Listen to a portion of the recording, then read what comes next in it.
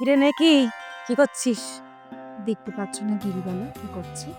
নোয়ার গল্প জাহাজ শুনছে। নিকি খুব ন্যাকামো শুরু করেছো তুমি।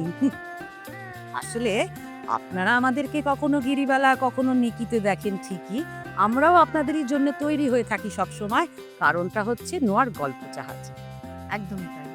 আর নোয়ার এই গল্প জাহাজে সাপ্তাহিক জাহাজই চলাচলে কিন্তু আমরা ভাসছি, কখনো গিরিবালা হয়ে, কখনো শোনাচ্ছি আপনাদেরকে ল্যাভেন্ডার ফুলের গন্ধ, কখনো শোনাচ্ছি আবার নেকির গল্প, কখনো আসবে আবার রতন পিকুমা, গিরিবালাও থাকছে।